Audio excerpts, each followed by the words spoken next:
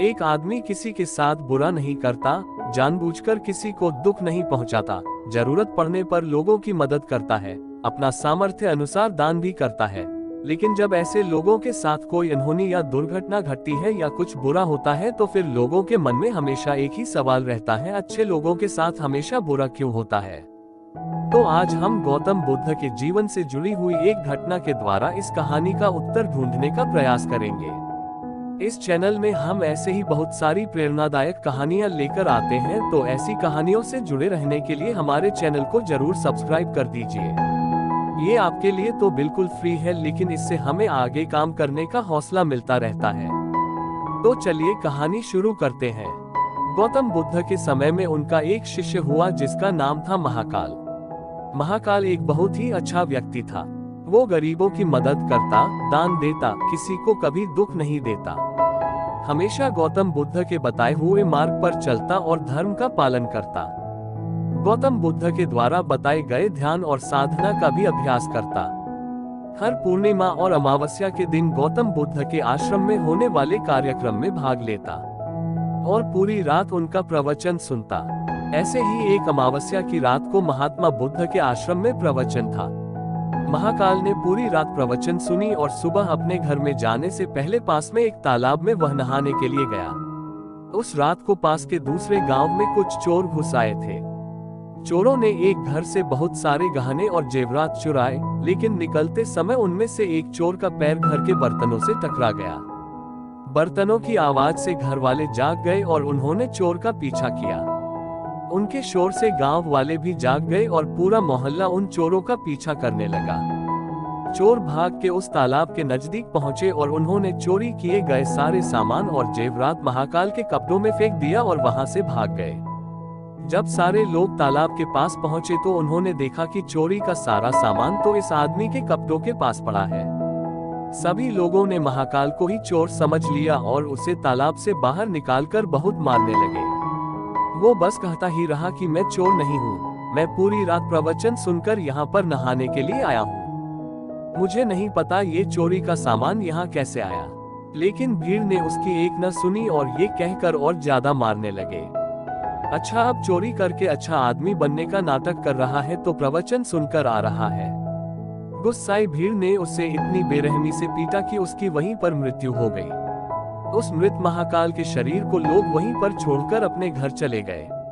सुबह जब आश्रम के कुछ शिष्य तालाब में पानी लेने के लिए आए तब उन्होंने देखा कि महाकाल का मरा हुआ शरीर तालाब के पास पड़ा हुआ है। पूछने पर पता चला कि चोरी के आरोप में लोगों ने महाकाल को पीट पीट कर मार दिया। शिष्यों ने बुद्ध के पास जाकर ये दुखद खबर सुनाई और बुद्ध से कहने लगे, महाकाल को उस गलती की सजा मिली जो उसने की भी नहीं थी। शिष्यों की अलग अलग बातों को महात्मा बुद्ध चुपचाप सुन रहे थे। उनमें से एक शिष्य ने पूछा, प्रभु आपको तो पता ही है महाकाल कितना अच्छा व्यक्ति था, फिर भी देखिए उसके साथ कितना बुरा हुआ, भला अच्छे लोगों के साथ बुरा क्यों होता है। तब महात्मा बुद्ध ने कहा, महाकाल इस जन्म में तो बहुत अच्छा व्यक्ति था, लेकिन उसके साथ जो भी हुआ वह उसी के कर्मों का फल है जो उसने पूर्व जन्म में किया था। अपने पिछले जन्म में महाकाल वाराणसी के यहाँ एक राजा का अधिकारी था। वाराणसी के नजदीक एक बहुत बड़ा व्यवसायिक घाव था जहाँ पर पहुँचने के लिए एक बहुत बड़ा जंगल पार करना पड़ता था। लेकिन उस जंगल में कुछ लुटेरे रहते थे जो कि वहाँ से पार करने वाले राहगीरों और छोटे व्यापारियों को लूट लिया करते थे। व्यापारियों ने राजा से अपनी सुरक्षा की गुहार लगाई तो राजा ने अपने उस राज अधिकारी को व्यापारियों से कुछ धन लेकर उनको सुरक्षित जंगल पार कराने का आदेश दिया। राज अधिकारी महाकाल जी अपने काम को पूरी ईमानदारी से कर रहा था।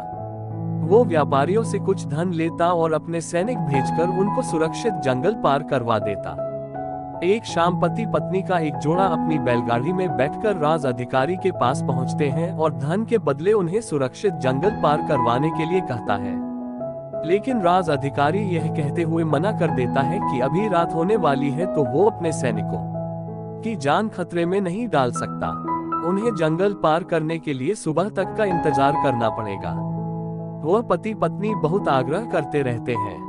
अभी रात होने में बहुत समय बाकी है, लेकिन राज अधिकारी बिल्कुल नहीं मानता और उन्हें सलाह देता है कि वो पति रात भर वहीं रुके, उनके रहने का और खाने का इंतजाम हुआ। राज अधिकारी करवा देगा और अगले दिन सुबह उन्हें जंगल पार करा दिया जाएगा। उस पति पत्नी के पास और कोई उपाय नहीं रहता तो वो दोनों राजी हो जाते हैं। असल में उस राहगीर की पत्नी बहुत सुंदर थी, जिसे देखकर वह राज अधिकारी मोहित हो गया था। उस पर काम वासना हावी हो जाती है और जब व्यक्ति पर काम वासना हावी हो जाती है तो उसे सही गलत कुछ समझ नहीं आता। वो आसक्ति के आग में जलकर अंधा हो जाता है और यही उस राज अधिकारी के साथ भी हुआ। उसने उस पति पत्नी के रहने का और खाने का व्यवस्था तो कर दिया, लेकिन बस उसके पत्नी को पाने का विचार करता रहा। उस राज अधिकारी को एक विचार सूझा। उसके पास एक बड़ा सा हीरा था। उसने हीरे को चुपचाप से रात में उस आदमी के बैलगाड़ी में छुपा दिया और सुबह होते ही हल्ला मचा दिया कि उसके कीमती हीरे को किसी ने चुरा लिया। उसने अपने सैनिकों को आदेश दिया कि हर एक व्यक्ति की अच्छे से तलाशी लेने के बाद ही उनको जाने दिया जाए। सैनिकों ने तलाशी ली तो योजना के अनुसार हीरा उस पति पत्नी के बैलगाड़ी के अंदर मिला। राज अधिकारी ने उस आदमी को ये कहते हुए पीटने लगा कि मैंने तेरे रहने खाने की व्यवस्था की और तूने मेरे ही साथ गद्दारी की। उसके साथ उसके सैनिक भी उसे पीटने लगे और पीटते पीटते उस व्यक्ति की मौत हो गई। बाद में राज अधिकारी ने अपने पद, प्रतिष्ठा और दौलत के दम पर उसकी पत्नी को अपनी पत्नी बना लिया, क्योंकि महाकाल ने पिछले जन्म में उस स्त्री को पानी